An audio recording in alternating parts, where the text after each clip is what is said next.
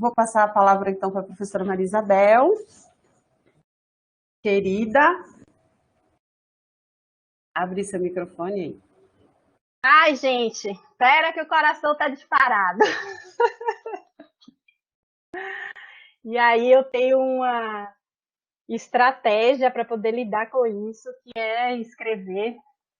E aí eu vou pedir licença para fazer essa leitura, tentando construir como diálogo, né? Mas, assim, antes de tudo, agradecer por estar nesse tempo e nesse espaço aqui, nesse coletivo dessa banca. Não conhecia a Luma, prazer, né? Por conhecer e ouvir aí suas intervenções muito importantes.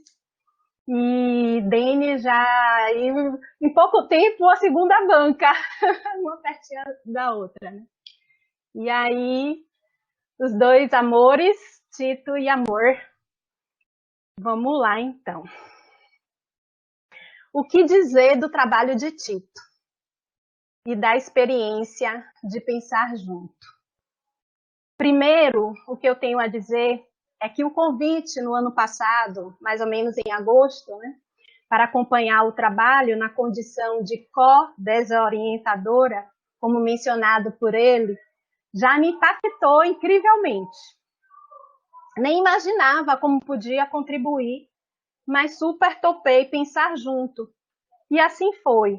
Um tempo gostoso de pensar e aprender, né? Principalmente aprender juntos, de compartilhar inquietações, reflexões, afetos, tempo de mergulho em uma aventura impactante, com Tito e Elaine, dois amores, uma aventura de desver o mundo e perturbar os sentidos, como nos provoca e convida Manuel de Barros em seu poema Menino do Mato, no poema 1. Então, abre aspas, então era preciso desver o mundo para sair daquele lugar imensamente e sem lado. Fecha aspas. E mais, ele continua, a gente gostava das palavras quando elas perturbavam o sentido normal das ideias. Fecha aspas. E que suposto normal é esse? Eis o que é preciso desver, perturbar e romper. A lógica fabricada que fabrica supostos destinos. Desver o mundo de nossas percepções, concepções, perturbar os sentidos dos padrões impostos. Ao desvelar aquilo que intencionalmente foi ocultado, dissimulado, camuflado, na realidade social e histórica. Romper as amarras sufocantes, silenciadoras, enclausuradoras, decepadoras, mortíferas. Que amarras, né? A trilha de construção do trabalho de Tito foi seguida nessa pegada de romper as opressões e violências do instituído a partir da potência do instituinte, dos movimentos dissidentes e insurgentes. Assim, o trabalho de Tito é um convite à ruptura, à insurgência, à rebeldia, à resistência diante das opressões e violências produzidas historicamente, impostas a diferentes pessoas pelos seus modos de existência, existir e resistir. E também pelos atravessamentos de raça, classe, território, gênero, sexualidades, geração, capacidade, presentes na nossa sociedade marcada pelas desigualdades, pelo racismo estrutural, machismo, cis-heterossexismo, etc. Resultantes do quê? Da sua história de colonização, escravização, manipulação, exploração, genocídio, etnocídio, epistemicídio. O trabalho é um convite possível a partir da potência do coletivo de mulheres do Le Marx, grupo de estudos Angela Davis, da construção de seus movimentos formativos contra-hegemônicos na Faculdade de Educação da UFBA. E ainda sobre o que dizer do trabalho de Tito, Trago alguns afetamentos a partir da leitura do texto, com as atualizações após a classificação, na época quando fui convidada para acompanhar o trabalho na condição de co-desorientação. Isso já foi compartilhado com ele e aqui publicamente eu compartilho. O texto. Lindo e intenso, provocante e inquiente, potência de delicadeza e porrada, movimenta, enraiza, mergulho profundo, convoca a ruptura, aguça a esperança, encoraja a resistência, resistir, inspira, respiro, afeta, afeto de amor e coragem.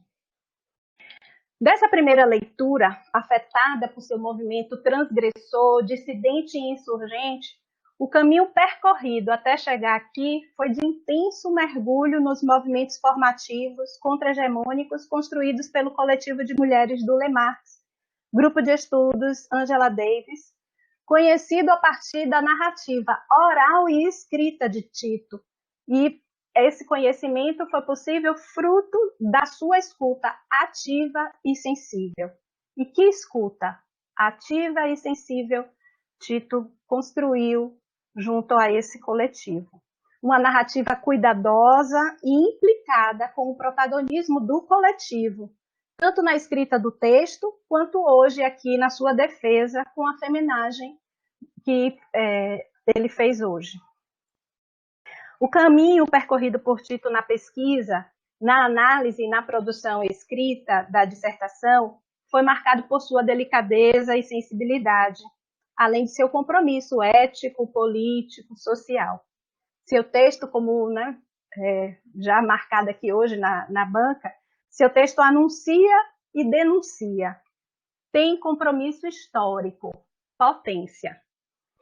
Ao anunciar a potência do instinto-id, do espaço coletivo, da implicação dos sujeitos em seus percursos formativos, desencaixados da imposição do sistema, denuncia o engessamento do instituído, as engrenagens construídas e impostas, os mecanismos de controle, os enquadramentos e as padronizações das instituições de ensino, da educação básica ao ensino superior, escola e universidade. Ao denunciar o controle social da aprendizagem na escola, universidade, e realizar crítica ao instituído e legitimado como dominante, anuncia e ressalta a importante potência da educação pública. Faz a defesa desse território em disputa como espaço coletivo possível de uma educação comprometida com a emancipação a partir da garantia do direito ao acesso ao patrimônio histórico-cultural da humanidade a toda a população. Acesso que não seja em uma perspectiva epistemicida e medicalizante, como ele mesmo agora, respondendo a Dene, o quanto que ele foi aí, trazendo a sua própria história e a história de muitos, e muitas, inclusive a nossa. Anúncio e denúncia. Freire presente. Dene destacou, o primeiro agendamento exatamente no dia do aniversário de nascimento de Freire, quando ele completaria 99 anos. E é sempre bom reafirmarmos Freire presente, nosso patrono da educação, com todas as letras. Ele é um pensador, um autor tão necessário nesses tempos difíceis em que vivemos de pandemia e pandemônio aqui no Brasil. Freire nos inspira com o seu esperançar e nos instiga em seguir na resistência e luta contra as opressões. E como ele mesmo destaca no livro Pedagogia da Esperança, nas primeiras palavras, tem assim, abre aspas, a esperança precisa da prática para tornar-se concretude histórica. É por isso que não há esperança na pura espera, nem tampouco se alcança o que se espera na espera pura, que vir assim, espera vã, fecha aspas. Então, vamos embora, que esperar não é saber. Quem sabe faz a hora, não espera acontecer. Vamos embora, que esperar não é saber. Quem sabe faz a hora, não espera acontecer. Também já nos dizia Geraldo Vandré em sua música, para não dizer que não falei das flores. E Tito não espera, porque sabe da necessidade de fazer a hora.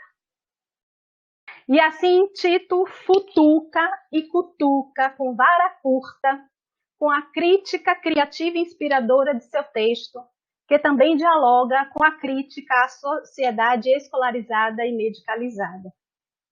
Seu texto é explícito, toma partido, tem posicionamento, compromisso e intencionalidade, escancarada e invisível.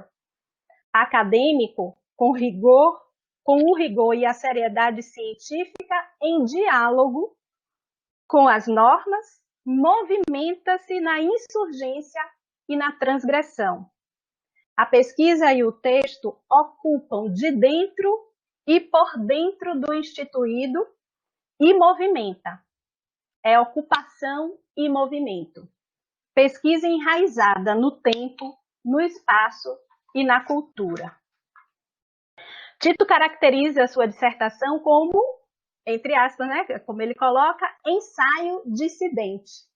O que é percebido em sua totalidade, da escolha do tema, foco de estudo, referências teóricas, metodológicas, políticas, na pesquisa realizada e o próprio coletivo participante, a análise até a escrita final. Uma obra crítica, de reflexão, argumentativa e provocativa. Como co-orientadora ou co-desorientadora, acompanhei o processo do último ano para cá, né? Então, após a realização do trabalho de campo, e assim tive a oportunidade de participar do percurso na condição de pensar junto, refletir, chorar, se afetar. Uma vivência com dois movimentos formativos contra-hegemônicos. O do coletivo de mulheres do Lemarx, o grupo de estudo Angela Davis, conhecido, como eu tinha comentado antes, via as narrativas de Tito, mas também o movimento formativo contra-hegemônico do próprio Tito. Movimento incrível de disponibilidade e escuta e entrega, de acolhimento às intervenções, indicações, sugestões feitas, que se emaranhavam na sua autoria de forma enraizada. Dessa maneira, minha condição na banca é uma condição privilegiada, diferente de outras bancas que participei, mesmo quando presente no exame de qualificação e na defesa. A condição de co-orientação é uma condição de grude no texto produzido, do olhar, da escuta, da leitura de dentro, arraigada. Assim, minhas observações, comentários desse parecer são dessa vivência de estar e pensar junto, né? Diferente de outras experiências anteriores, né? Essa é a minha primeira experiência como co-desorientadora, co-orientadora. Então, mas hoje, como estamos no ritual da banca de defesa, e aí pensando no caminhar a partir da realização do seu estudo, especialmente por considerar a pertinência da sua realização, eu lanço algumas questões no sentido de fazer provocações no seguir nas trilhas após o desfecho do trabalho. E aí eu digo desfecho inspirada mesmo numa ideia, né, de João Augusto Pompeia, que traz o des e fecho, de que um processo, ao mesmo tempo que encerra, né, que fecha, abre alguma coisa. Né? Todo desfecho é também necessariamente a abertura.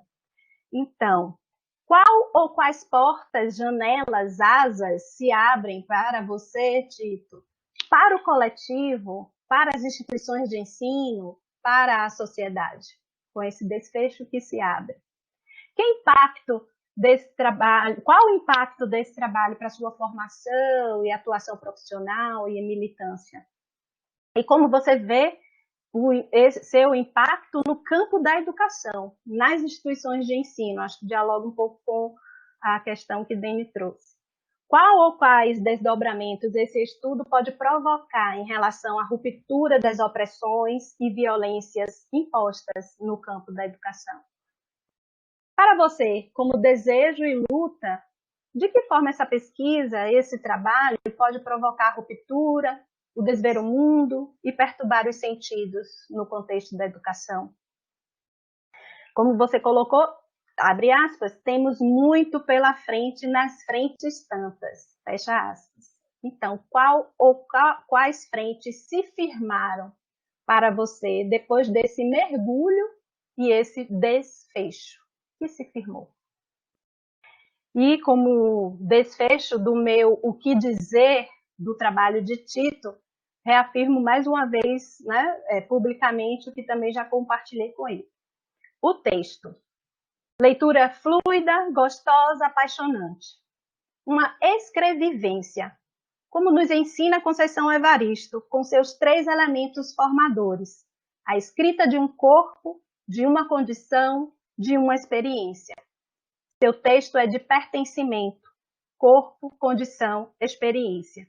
Recheado de reflexões, argumentações, fundamentações, criação inspiradora e instigante, produção de conhecimento qualificada, implicada com a transformação, manifestação, com partido e intenção, comprometida com o coletivo, compromisso político, ético, social e histórico. Intensifica repugnância, raiva, indignação da naturalização, padronização, normatividade, opressões. Instiga resistência e ruptura a toda e qualquer opressão, enquadramento, exclusão. Desver o mundo, perturbar os sentidos, descortinar as concepções, descolonizar, virar pelo avesso, escancarar, transgredir, insurgir. Esperança, vida, tem raízes e asas. Primavera nos dentes, flor e espinho, terra e ar, fogo e água, raízes e asas. Obrigada por essa vivência.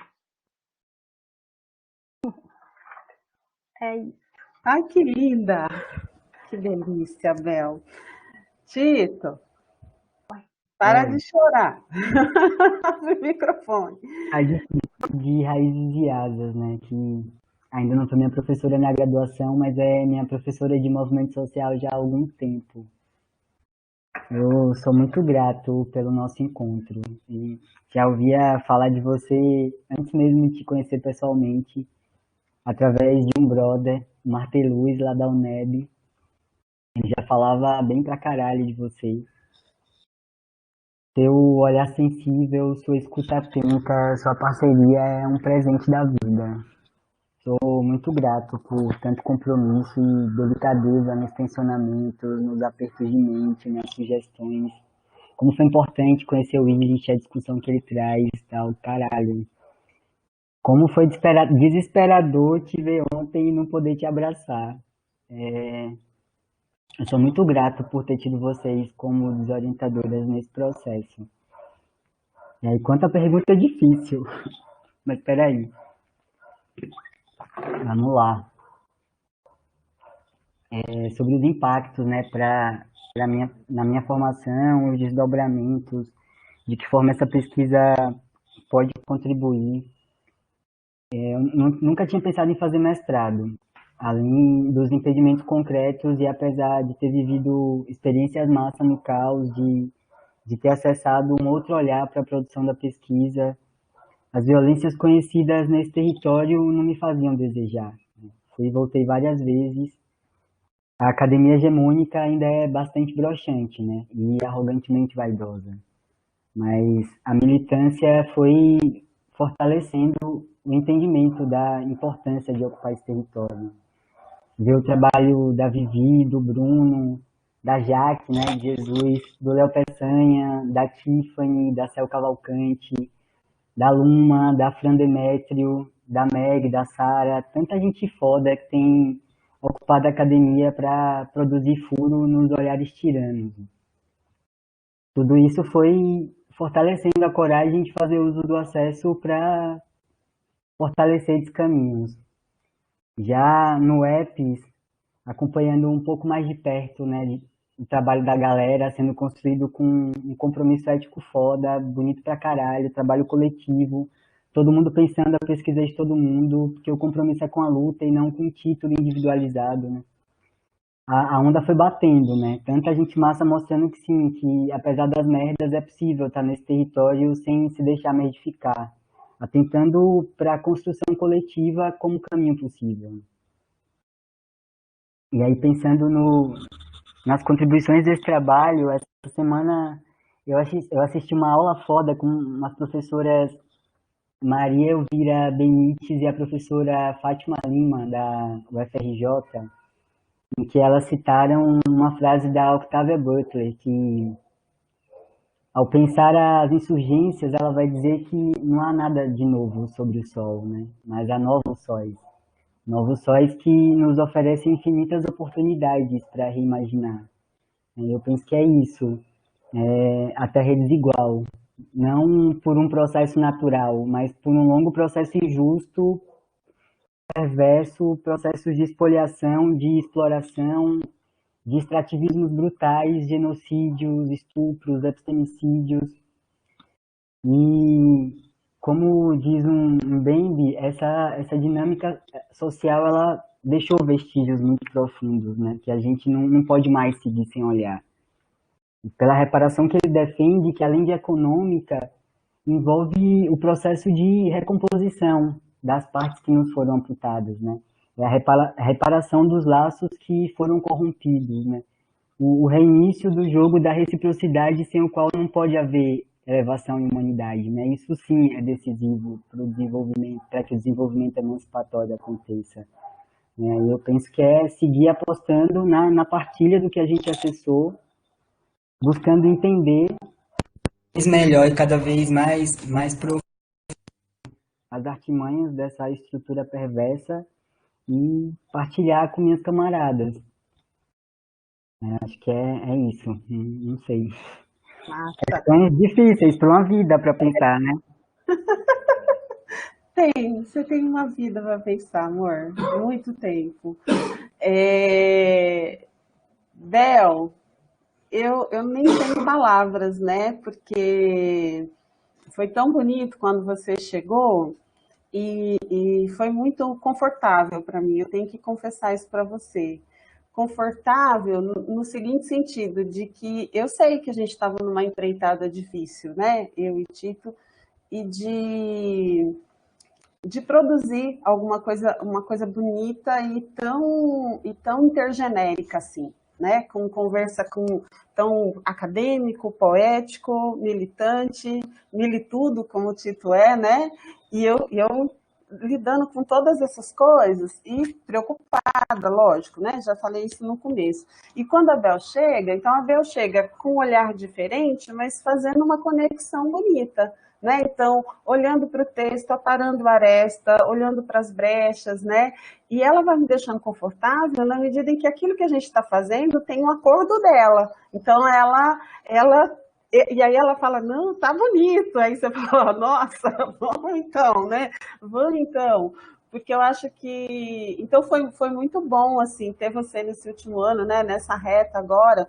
E eu acho que você chegou num momento importante, que foi a da análise dos resultados, né? Da interpretação, que é uma parte muito difícil, né? É uma tarefa difícil de fazer.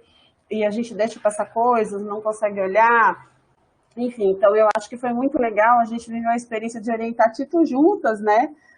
Eu lembro daquele dia, é uma delícia, porque assim, eu vejo coisas que Bel não vê, Bel vê coisas que eu não vejo, e eu acho que foi uma troca muito legal. E eu acho que para o Tito também, eu acho que foi legal, né? Eu acho que foi bonito. Então, assim, eu estou muito feliz, tá? Estou muito contente. E que bom, que bom ter você. Também, feliz também, a gente fica grudado mesmo, né?